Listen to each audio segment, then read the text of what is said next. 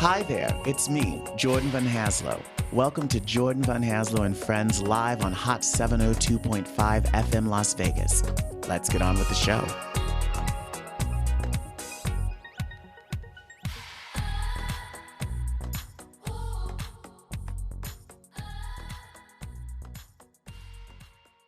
Hello, everybody, and welcome to another episode of Showtime with Jordan Van Haslo and Friends right here on Hot 702.5 FM Las Vegas. I'm so excited. We have two guests here today, and what we're going to talk about is so timely as we think about the strikes that are going on now with the WGA, the Writers Guild of America, and SAG-AFTRA. These two gentlemen are the co-authors of a brand new book called The New Roaring Twenties, AI in America.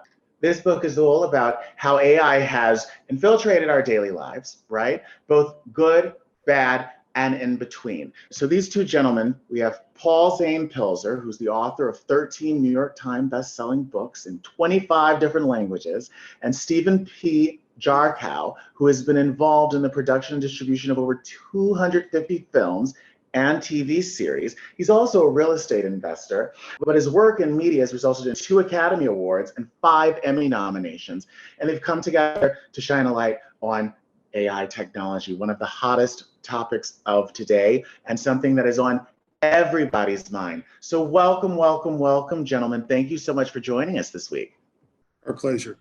Our pleasure. Talk to me about how this book came about.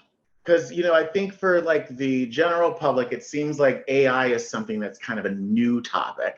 And I also know that the life cycle of starting a book and getting it published and coming out, there's a long life cycle. So talk to me about how this came about and how you went about creating it. Well, initially, this was going to be, I guess, my next book. I do a book every 2, 3, 4 years. I'm an economist. I have clients all around the world who follow what I do.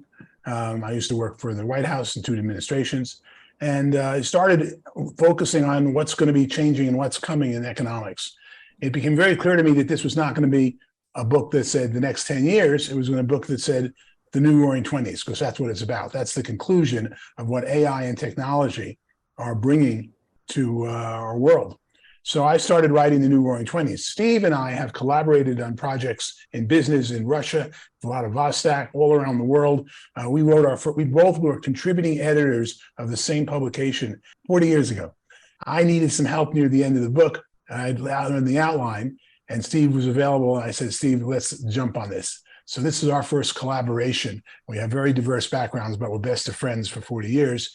We quickly put it together, and we were going to write a book where it was going to be something about the economy in the next 10 years. But again, it became clear the economy is going to be the new Roaring Twenties. It's going to parallel in many ways the initial Roaring Twenties. But what's going to be very new about it is the technology is going to make it grow so much faster.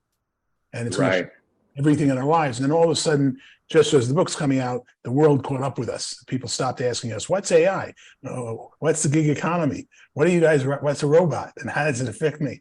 They're seeing all these things. And so the book really hit the mark coming out at the right time. So yeah, totally. So talk to me just about the parallels of the 1920s versus the 2020s. Like, are you anticipating like the bottom to fully, totally drop out of everything? Or talk to me a little bit about that. Well, the first thing that's, and I'm an economist, so Steve, jump in here with more. Steve is more the mass market practical advice for people. I mean, if I get too esoteric, please, why don't you cut me off and bring me back to the world? The book, during the Roaring Twenties, the original Roaring Twenties, 1920, the GDP doubled. Whole lives changed in the way people think of what was going to happen. And like parallel item for item, and the big one was John Maynard Keynes, the greatest economist who defined the science of economics. He wrote that we're going to see such massive change that 1/3 of the people will be working in 100 years. And 2/3 won't be working. And that's not a bad thing. And how the economy is going to survive and how the 2/3 are going to survive and feed themselves in 100 years from now. And based on those predictions, which were coming true as we were writing them, it became obvious we were going to focus on the new Roaring Twenties and the new economy and what's happening. Mm-hmm. And specifically, it opens up with, just because it's about economics, the book opens up with 3 chapters on what is going to happen in our world or 3 chapters on John Maynard Keynes' predictions and where the world was going. And that specifically means COVID, because we retooled our whole economy during COVID. The pandemic came, and now we're picking up the pieces, but we're building it much stronger and much different than it was before it fell apart. Right. Do you think that what's happening, I'm sorry to interrupt you, but do you think that what's happening was the inevitable and that COVID just sped it up? Or do you think that COVID kind of shifted things and made things pivot? You're taking the words out of my mouth. COVID sped it up. Changes that we thought were going to happen in decades happen in years. Changes that we thought would happen in a year happen in months. It's so phenomenal how fast things are changing and continuing to change. And that was the major item. That things that you think you can put off. Oh, well, that won't be happening until 10 years. And I'm 60 years old. I'll get retirement in 5 years. No longer. It's going to happen right now. And it's those type of changes that are happening so fast that are affecting us. So the first part of the book opens up with what was COVID, how it affected our economy, same kind of questions for the pandemic, and where does it go? The second part then gets exciting. We see the economy has now moved to rest on 12 pillars, which is what we're here to talk about. There are 12 pillars that have changed society and economics. And those 12 pillars are affecting all our lives. And you need to understand all of them, just like you needed to understand how to write a checkbook or do anything when you were getting out of high school and figuring out how to manipulate or take care of your own finances. Now you've got to take care of everything for yourself. And the first 12 pillars explain what's changed in the economy, what these 12 pillars are doing, and we'll jump right into them when you're ready. Yeah, wonderful. And Jordan, you asked the question as to whether this new Roaring Twenties are going to collapse economically the way the original Roaring Twenties did. And the short answer is no, unless artificial intelligence brings everything to a grinding halt. And one of the things we should discuss in this visit is the fact that artificial intelligence in particular is a dual purpose mechanism. The positive effects will be extraordinary in terms of growth and wealth and improving the lives of all of us. On the other hand, there's a negative, which could be incredibly destructive and could end much of what we've built over the last 2,000 years. Yeah. Even if we just take a small sector such as media and entertainment, like I don't know if you saw a news group, I forget which one, in India, they just released their first AI anchor who's now going to be doing like the top of the hour news and doing all of the breaking news. And it hits very close to home, right? When you think about just what's going on here in media and entertainment and the studio system and the breakdown between the conversations between the unions and the studios organizations. Like I almost even wonder if before the strike ends, if someone's going to attempt to produce a completely AI created film as like a proof of concept. I think it's likely. I think that's coming. The quality, of course, and whether it'll have an enduring impact is hard to say, but AI is an extinction event for a lot of work and a lot of jobs. It's going to eliminate many, many repetitive tasks and tasks that are tedious, but it's also going to affect management and people who have fairly sophisticated jobs, and it'll impact the creative industries as well. It's going to eliminate a lot of things and add some new things. Totally. So in that aspect, do you see it as a positive or a negative? Because those things have happened over time, right? I remember, like for example, just the advent of the computer completely eliminated a lot of office jobs, right? Because you didn't need to have things filled out in triplicate. You didn't need to necessarily have a pool of secretaries to type things out. The invention of the Xerox machine. But at the same time, again, with these new machines, this new technology, it created new types of jobs. Like I think when I think about AI and like a chat GPT, I envision an entire group of writers, this next generation of writers where like their sole job is prompting, and they perfect prompting, how to properly prompt to get exactly what we want out of this, technology. Do you see it as a negative, a positive, a both? I want to answer that with a historical analysis. And in 1820, we had the group called the Luddites. What happened was they invented sewing looms. And the loom could make a yard of cloth that would be need to make clothe a person in 1/20th the time, which means you needed 1/20th. 19 out of 20 seamstresses weren't needed anymore, or sewers, to make clothes. Clothes being the main item that was the bedrock of British manufacturing. And the Luddites were a group that was so upset by this, they formed a society. They would break in the middle of the night to the places where they made the cloth, and they would break all the machines. This was considered such scary nature to the British government that they passed a law making it a capital offense to harm a machine that was, even though the machine was taking away 19 jobs for every machine. Not only that, they hung 70 of them in the public square in London to get people to stop fighting with the machines. And this is well covered in the book because it really lays the foundation for what we were all thinking, or what the people laid off were thinking. Laid off that Britain said, we still want to be the world's power, even though we lost the United States and we let them go after the revolution. But Britain said, we've got to stop people wrecking the machines and wrecking the technology. We'll have no Great Britain. We'll have Britain without the great. That's my own idea. Sorry. So in other words, you're saying it's not good, it's not bad, it just is. It's happening. It's the weather. You could get an umbrella or you don't get an umbrella, but you're not going to change the weather with the umbrella. You're going to deal with it. And that's what's really the AI is about. AI is going to change everything in every aspect of our lives. And the question is, people are debating, what are we going to do? Are we going to outlaw? Are we going to do this? History has already told us you cannot start progress, particularly when it's really much, much better. It gets cheaper, better. I mean, it's incredible what AI does to any function it takes over. So the question is, how are we going to deal with it? Where's our umbrella when it rains? And how we're going to set up our societies to deal with it. And that's why it really comes down to these 12 pillars underlying them all. It's really technological change. We're all excited now about AI, but it's really about rapid technological change that used to take decades. It's now happening in months. You can jump aboard this train and you can close up shop right away. Now we're going to need major new things. We have a chapter on universal basic income.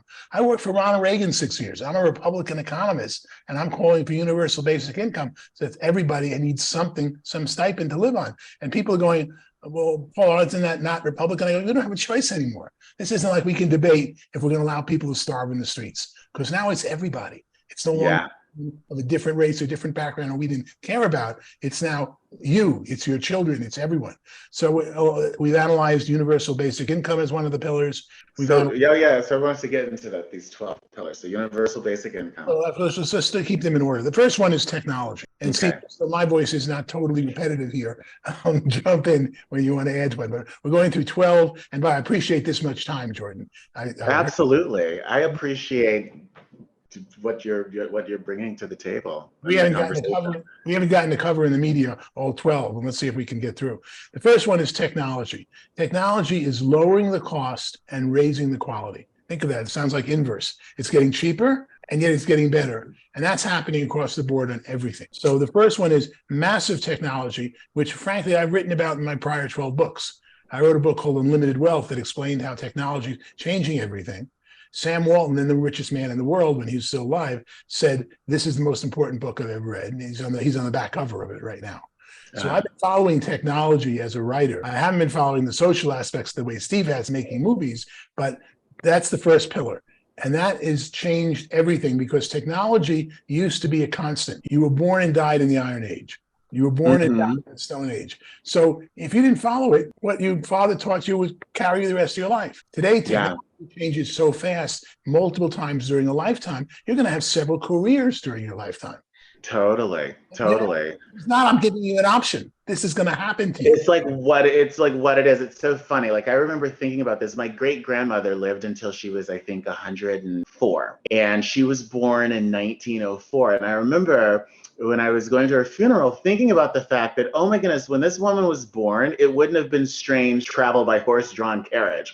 And in that time, there's now, everyone has a telephone. Everyone has a phone that they can carry in their hand. There's record players. Now there's CDs. Now there's the internet. Now, I can't even imagine the whiplash, How fast that came. Look how fast.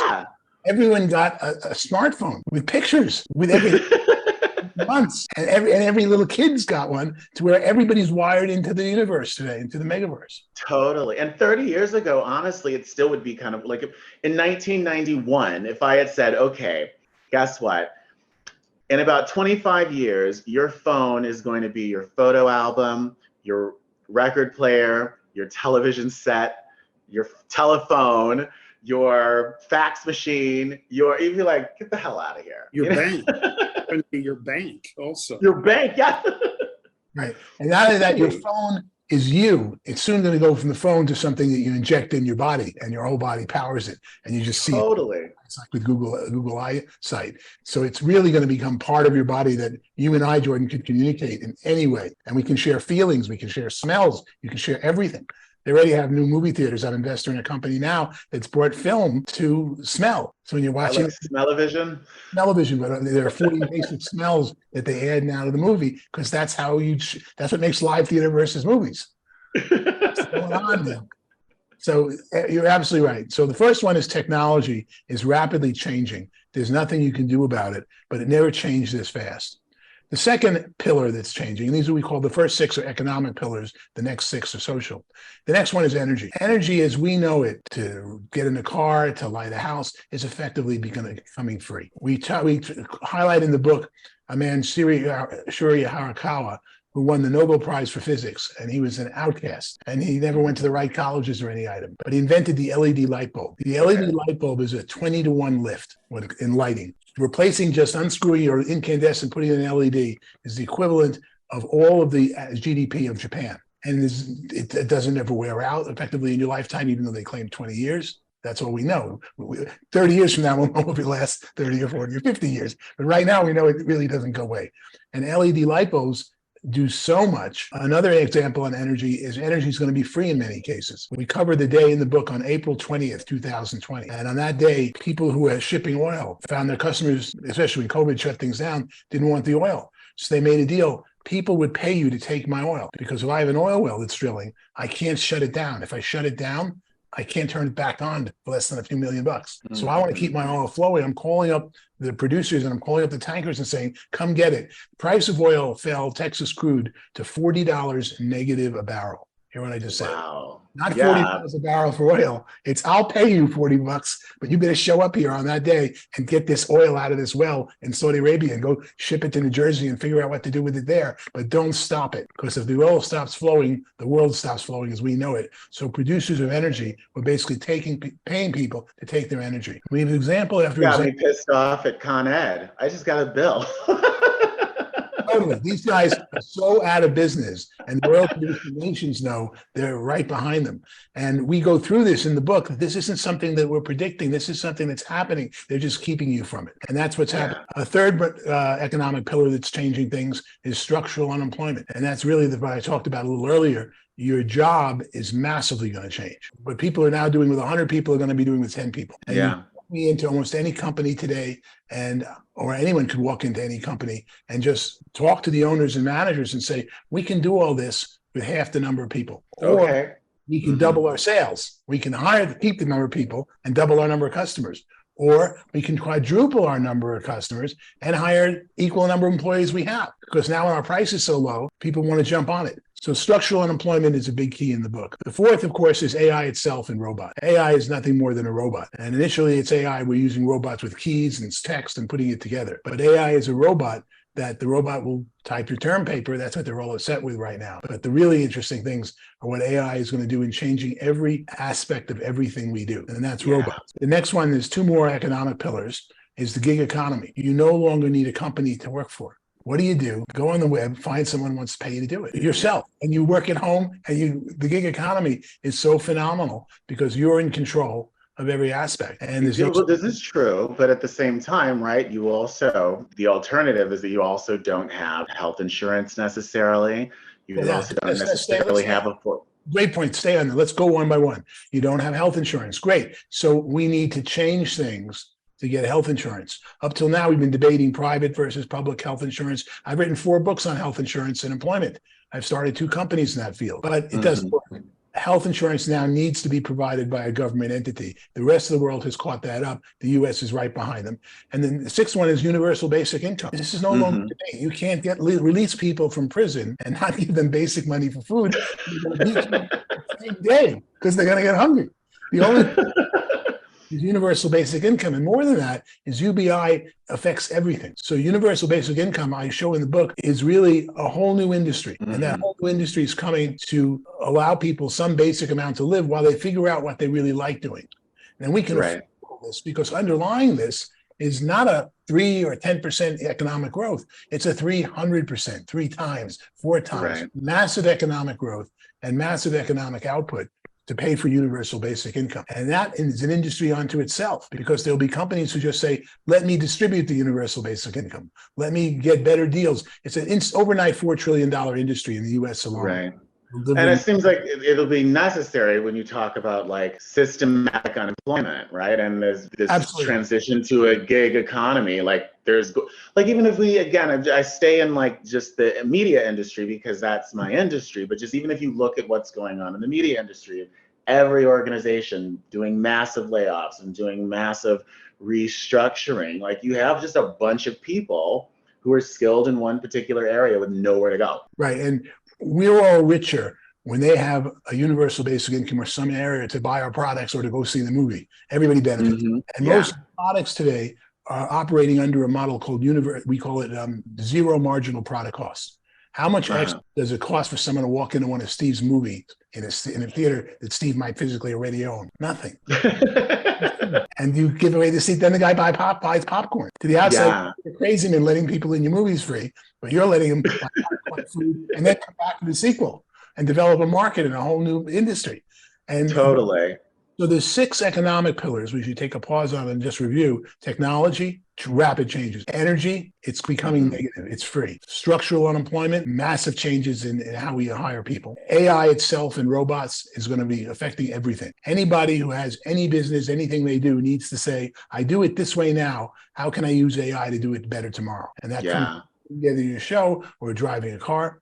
Fourth is gig economy. We no longer have the structure of big companies. The gig economy is here to just let you do whatever you want to do and go on the web and find the customer who wants it done directly from you, and you guys communicate directly. And the sixth, of course, is universal basic income, which will affect anything because it will pay people who don't have necessarily the nature to right away understand these things, let alone practice them. But universal basic income is the buffer that we're going to pay people to stay alive and have food and shelter while we figure out their place in the economy. And it itself, UBI, is a $4 trillion economy. Right. So the 6 economic pillars, and then hopefully we'll have time in the show. We'll talk about the 6 social pillars, which are even much more interesting. Yeah, no, totally. I'm thinking more about like the universal basic income and like and again, as an economist, right? I studied music in school. It's like finance and math and all of that was like, I guess I have to do this, just to get past, get the marks I needed to graduate. But as an economist, like, how do you see like, okay, so like a universal basic income, right? Okay, so everyone has like this kind of basic starting off point, but then how does that align with like the cost of living?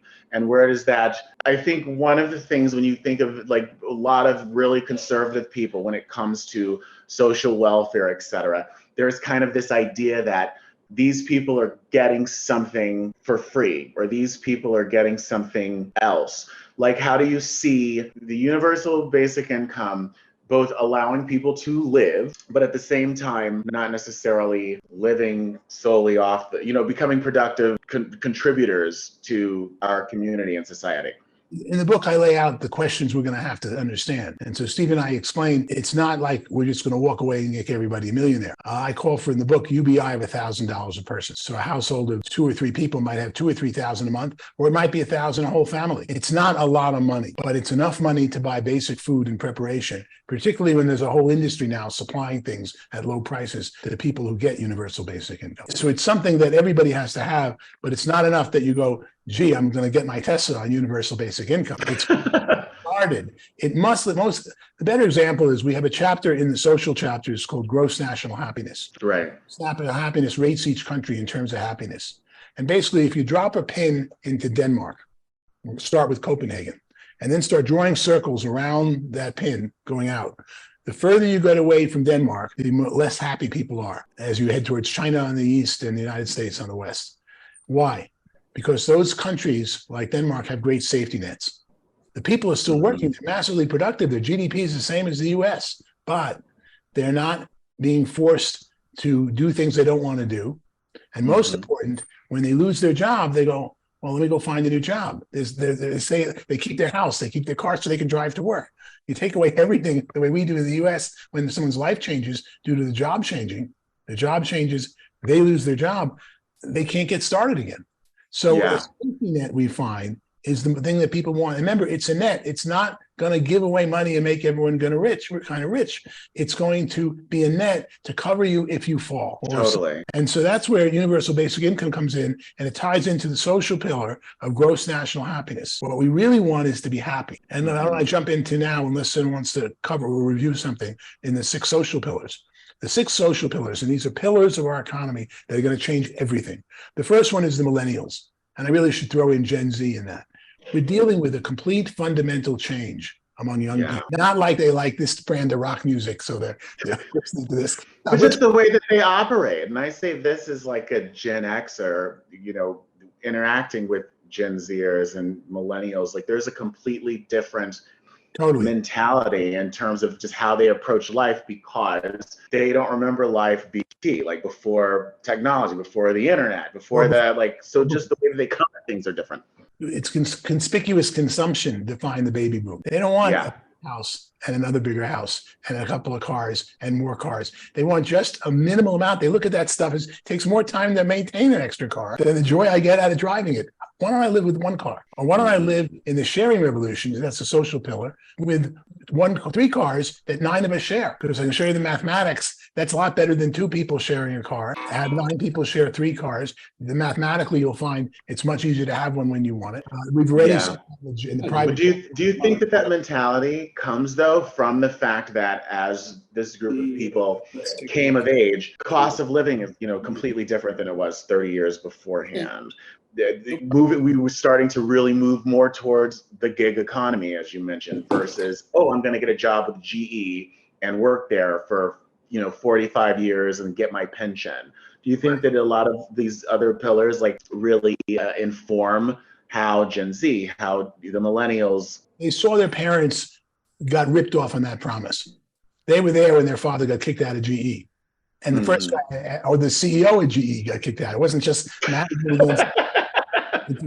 Structural unemployment affects everyone. And we explain this very carefully in the book. And it's going to change everything being done. So for whatever reason, Gen Z millennials have cut down consumption in a major way.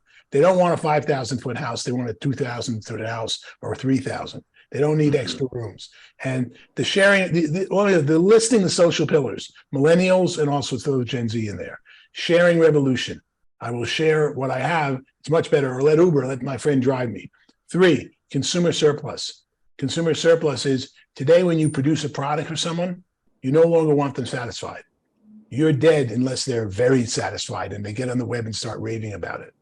So consumer surplus, we see in the way we manage things. People want products that deliver more than what they paid for, not equal to what they paid for. Right. They don't get it. They let people know where they can get it instantly. Well, do you think that that's something that's changed in the sense of I kind of wonder if people have always felt that way, but now everybody has a platform to make their disappointment or happiness with something known. We call that net promoter score. Right after you buy something, they send you a little questionnaire. I'll give you this, which has value. Or you bought 3 shirts, I'll give you a 4th free. If you tell me net promoter score, would you buy it again? How do you like it? And ranking on a 1 to 10 scale. So net promoter score, which is really consumer surplus, giving the customer more than they want, we monitor in real time. And we say, see, something's going wrong in store number 32 because the cash register there is ringing out people who are giving us a low net promoter score and promoting our product. Let's fix it. And they fix it instantly. Before, you had a bad employee or a bad product, it might have gone on for weeks or years till somebody fixed something. Today, we manage it with consumer surplus. The next one I've covered a little bit on is gross national happiness. We don't want gross national product. The Nobel Prize for economics was created and won by a guy who invented gross national product. Today, we want gross national happiness. We want that product to fulfill us in some way and not to take things from the environment, and it makes you happy, but the gasoline and the fumes ruin people who are trying to raise kids without cancer. So we're starting to see that gross national happiness rates every product produced by not just what the product gives you, but what is the product take away or not take away. The next pillar is the China challenge. I spent the last decade, I was in China lecturing at NYU Shanghai when COVID hit and I had to get out of China with my family. China challenge is a wild card right now. We can cover that as a separate topic. And the big one is the Russian wild card. And these were two chapters, Russia and China. We say, hey, they're doing it differently than the rest of the world is. Steve and I had to jump into it. Steve did most of the work on Russia, even though we both spent a lot of time together working in Russia. The Russians are really a wild card. What's going to happen in Russia is going to affect the whole economy in the next 10 years. And I can't tell you right now what's going to happen, but I can tell you exactly what I think is going to happen in China, for example. So those are the— Well, so let's stop at Russia for a little bit. Steve, jump in here. So talk about some of just the research that you did and kind of where you think that's going to land or that's going to be headed. Well, Paul has been on such a good roll here. I haven't felt the need to say much at all other than like Penn and Teller. Well, and I learn a lot about our book by listening to Paul. What exactly we wrought. Russia, as Paul mentioned, we both have spent a lot of time there. And I've met Putin a number of times when he was not Putin, when he was basically an assistant and head of security for Anatoly Sobchak, who was the mayor of St. Petersburg. Putin is, a product of the KGB and the forerunner of the KGB. He's very steely-eyed. He believes that the greatest tragedy of the 20th century was the collapse of the Soviet Union and the disbursement of all the satellite countries. And his objective is to put it all back together again. He views Ukraine as an existential crisis for him. And if he's going to realize his vision and his goal of repurposing the new Soviet Union, he has to win in Ukraine. That's one of the major pieces, if not the major piece, that's realistic for him to have a shot. And he is going to do whatever he needs to do. And that may well include tactical nuclear weapons at some point here, because the ground war is clearly not going the way he thought it would go, and certainly not in his direction. Ukraine has done, considering their president as a former comedian, they've done an extraordinary job of holding up and turning this thing around in a way that one would not have thought possible when the war began. Now, they've gotten a lot of support and help from the United States and from NATO. And one of the interesting byproducts— And Sean Penn's awesome. Yes, I guess. Well, I'm sorry, continue. I'm just being snarky. Well, I think he probably deserves a little bit of your snark. There's a lot of Hollywood types who it's all about the show, of course. That's why it's called show business. They're concerned about, they have good intentions, but it's about the show.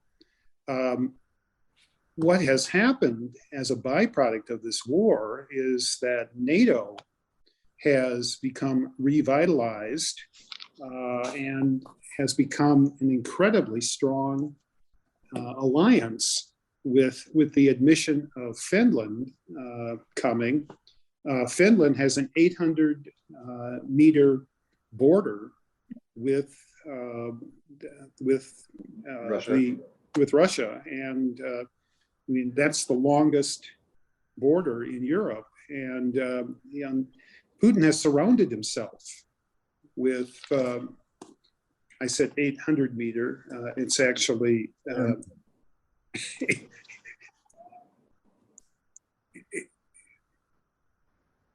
well, it's a big border. It's a big border. Now he's saying like Putin's kind of surrounded himself and he's kind of backed himself into a corner. Yeah? Yeah, I'm sorry, my audio went out for a minute there. Oh, that's so okay. I'll continue. He's got NATO, which was his big fear, knocking on his door. And, he is really concerned that Ukraine will become part of NATO at some point. And there's an argument that that's what precipitated the war originally, because that threat was too much for him and he needed to move forward with his strategy. My experience with Russia, and Paul may have a slightly different view, is that it's run by a leadership which are all criminals. I mean, these are some of the worst people imaginable, and they will do whatever they need to do. Now, there's a lot of competition among the various oligarchs and others, but it's a dangerous place to do business. And Paul and I had associates and friends who were threatened and in some cases killed as a result of their business activities. Fell out of the window, that type of thing. That type of thing, or just simply shot, or a car bombing or something like that. Paul, do you agree with my assessment of the Russian leaders or not? We developed the assessment as a consensus between us because we would debate this regularly when writing the book. What's in the book, and pretty much Steve just outlined, is something we'd agree on. So I agree with that. But I'll tell you some other views. You can really see them in jokes at the time. We used to work with a guy named Shevardnadze, who you would remember as the Russian foreign minister. He was the guy who was always on TV in the Cold War explaining the Russian position. And I ran into him at a party, and another woman I was with, and he said, "Where are you from?" And she said, "Chicago." He said, "Oh, do I wish we had Chicago." I go, "What's so great about Chicago?" This is the guy running for president of Russia. He says, "In Chicago, you have organized crime." I say, "What's great about organized crime?" He says, "In Russia, we have disorganized crime. You get because the other group wants to kill you." It's a funny joke, but it's really true. It's disorganized. There's no one place to go. I want to get the building there. Where do I pay to build this building? Where do I hire this person? All of that doesn't exist. So the breakdown of basic commerce without crime is so scary. And it would be different if they didn't have nuclear weapons, because you'd say, with that breakdown, they're never going to build anything. Yeah, tell them now with 45,000 nuclear warheads. And warheads, my father's born in Russia. I've been playing chess in Russia for the United States since I was 12 years old. That was my first big trip to Russia. And that became part of my life.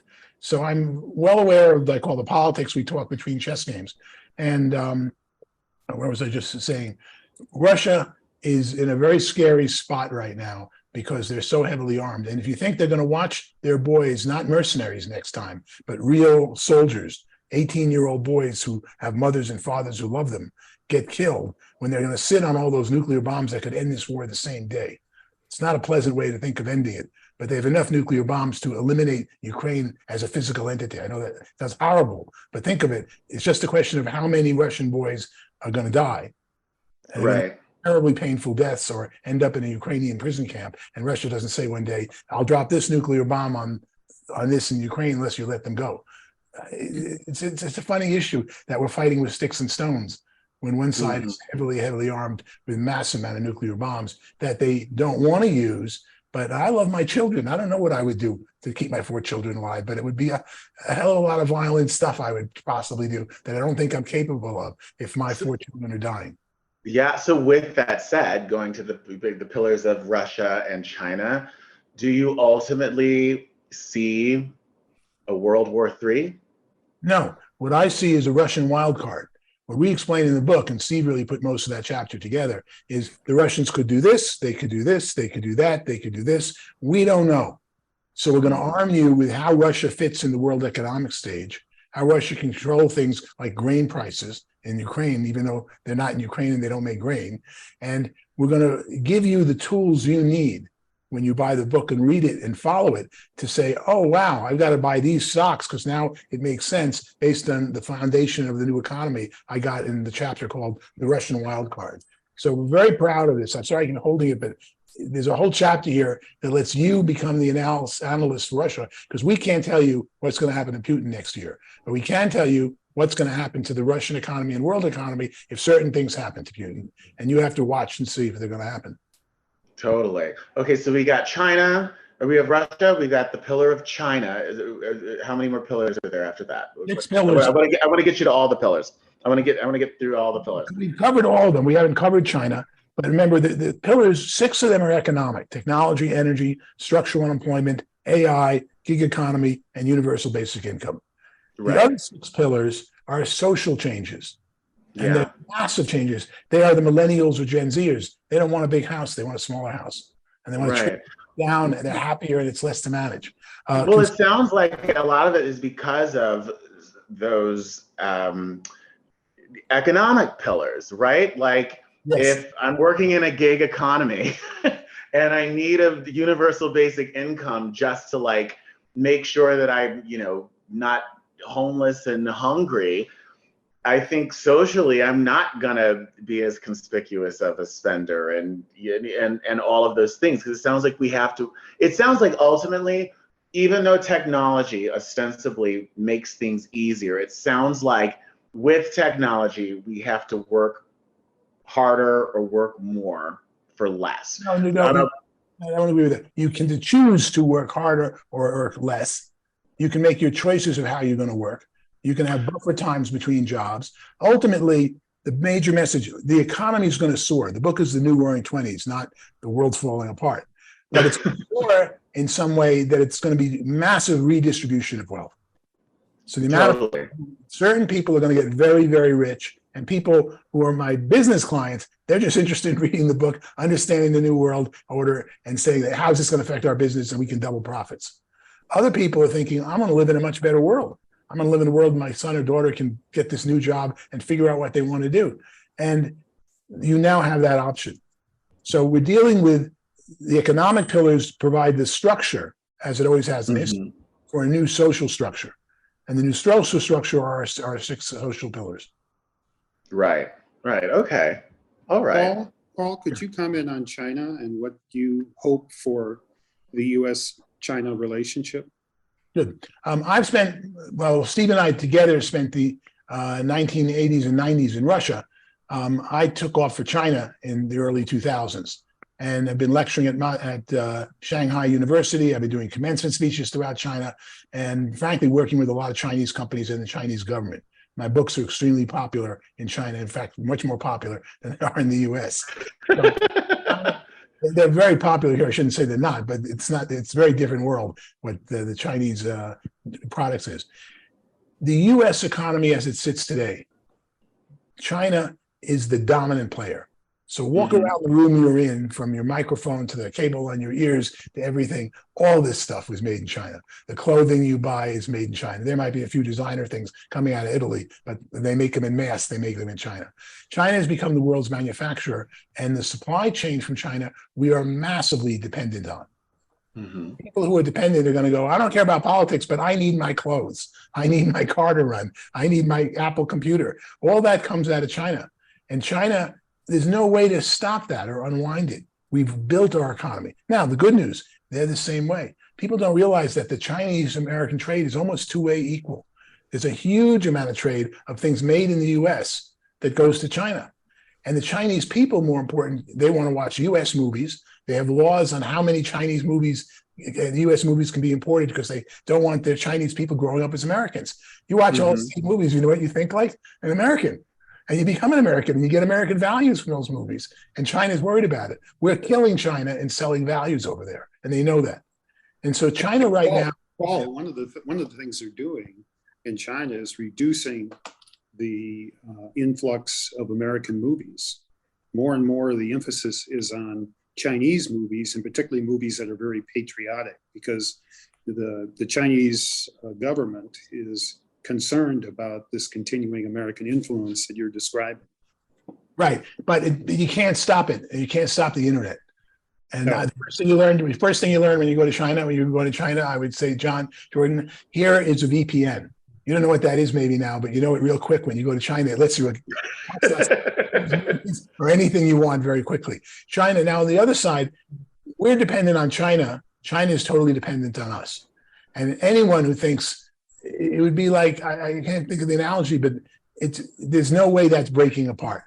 And when the lights go up, meaning I give a speech, typically 1,000 to 10,000 people, then they turn the lights up and I have a host. And the host is typically a governor or somebody in China, one of the rulers. And the first thing he says to me is, so which college, Paul, he means US colleges, should my son or daughter go to? Or my son or daughter is getting out of college that you recommended 4 years ago in one of your books. Which do you recommend now he go to buy a house? Because we want to buy a house in case things go bad in China, or frankly, living in China pretty much sucks in terms of a lot of fun things to do. They don't have ski resorts. They actually have 6 of them, but they're nothing like the ski resort I'm talking to you from right now. And China has not built an economy of giving people things they want to do in recreation and all the stuff that comes around. So what's happened is they want to know where to buy a house in the US. And they also want to know where they want their children to marry an American. I mean, you're dealing with 5 million Chinese go to school now in the US. The current premier of China spent all his time in Iowa learning farming. Iowa. And he fell in love with the family he lived there with for 12 years. Now he's running China, but he made the ties and the bonds. And the only ones who haven't gotten this is the media.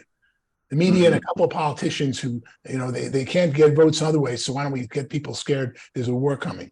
China and the US are totally intertwined. There is no way to tear that apart. And no matter what's going to happen, the people of America and the people of China will not put up with the government tearing apart all products, supply chains, medicines. It goes both ways. There's an equal amount we buy from China, equal amount they buy from us. And thank God for this type of tie-in. So I see it as a challenge to figure out, because everybody's got to figure out what products they make get produced in China. But it's going to get worked out because there's so much at stake in the US and China continuing their strength together. And every Chinese person wants to be American. And to some extent, every Chinese American businessman wants to be in China in terms of producing his products and distributing them. Totally. So they don't need as many employees contributing to the gig economy. Well, China has serious problems. China has one-child policy. That's really scary. China had 37 years of one child, and it usually meant a male child. And now they're doing repercussions on that we explain in the book. They're going to be solved, but not for another couple of decades. And they're going to have serious problems based on one-child policy and socially wanting to live in China. The average Chinese person doesn't want to live there. They love working there. And they just, the communist government, I could go on and on about this, destroyed what we would call Chinese culture, literature, music, and they're just now starting to rebuild it. And they're turning to us to go, we don't want to build American music. We want you to help us bring media to China so Chinese people know what our history is. And China is very rich. And I think that ultimately the economic problems that Paul's describing that China's going to have because of one child and other reasons, and the advent of AI and the opportunities and also risks of AI, I am hopeful that brings the US and China closer together because they realize that all of these problems are joint problems. It says 50% of the world's economy is US and China, with 22% of the population. 50% of GDP is 2 countries. They have the exact same needs, the exact same hopes and aspirations. They physically love each other seriously. They want to marry Caucasians and African Americans, and we want to marry Chinese and Asians. It's amazing to look at this and see where the world is going. China. You're right, Paul. I look at a number of my business colleagues, and they're all married to Asian women. It's extraordinary. Yeah, that's so fascinating. So with this, China, Russia, the other 10 pillars. So we read about what's going on in the new Roaring Twenties. What are we supposed to do with this information? Everything we're currently doing, except think how you can apply these 12 pillars to them. Okay. Everything that's going on in your life, say, how can I just did this today at work. How can I do it better with AI? How can I replace my computer in search and looking up things where I just tell AI the end result, what I want, not just how to do it? And the book gives a template. It's one of what I hope will be many, but it gives a template. And the book is titled its conclusion. The conclusion is the new Roaring Twenties. We're about to have a roaring economy. Very sadly, that roaring economy is not going to be distributed equally. No matter what we do in UBI, we're going to see massive wealth. You think you have wealth distribution problems now, hold on like a rocket ship. And we're going to have to figure out how to handle people who have participation in our economy. So massive redistribution. But the most important thing to remember is we have much more pie, a much larger pie economic pie than ever before to distribute. Yeah. But I would be remiss, Jordan, if I didn't emphasize, while AI is creating huge opportunities and wealth, how dangerous it can potentially be. We're rapidly reaching the point where AI, which is infused in all of our devices and all of our lives currently, it can cause huge destruction.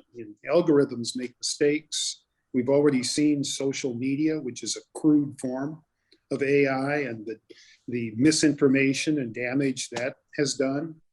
And artificial intelligence is being weaponized by our military and by all the major militaries in the world. And what that's going to mean is that a kill chain can be set up, not by a human, but by a machine. Now, the American military leaders, the Secretary of Defense, have said, oh, no, everything is going to be set up so that a human intervenes. But if all of your enemies are doing autonomous weapon systems, I think the US will be in the vanguard of that, and because they feel they have to. And as a result, it's not going to take much for human beings to be viewed as sort of a nuisance and to be eliminated. And we should recognize that artificial intelligence needs to be understood. This book is one small step along that journey, and it needs to be regulated. Companies need to devote time and attention to whether they're using it in an intelligent way and an ethical way. There's a lot of work to be done.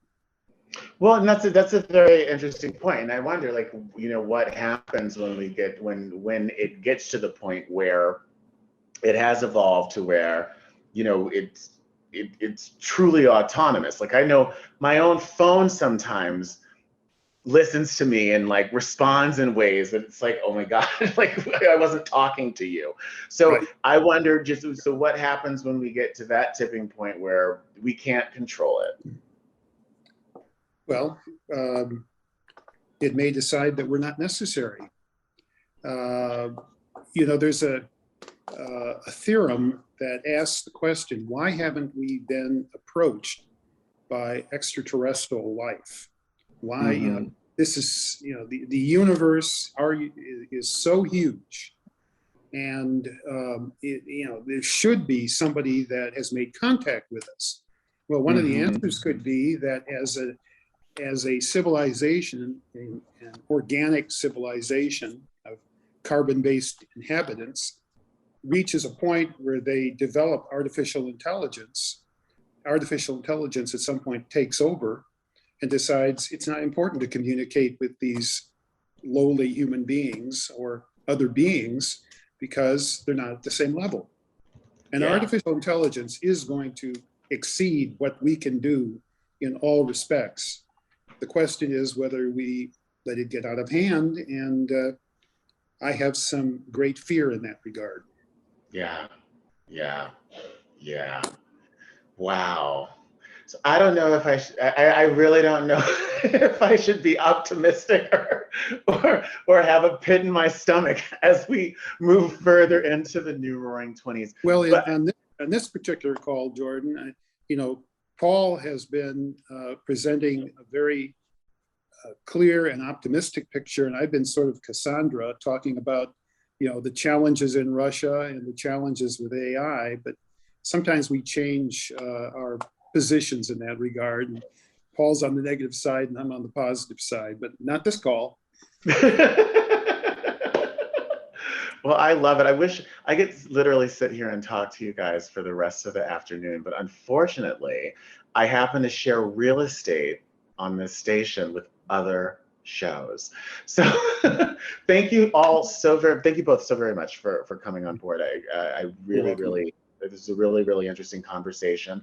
Thank you all out there in Radio Land for listening to my guests, Zane Pilzer and Stephen P. Jarchow, who have written this amazing book called The New Roaring Twenties. prosper in a volatile times. Thank you all for joining us. And thank you all out there in the radio land for joining us right here on Hot 702.5 FM Las Vegas. We'll see you next week. Bye-bye.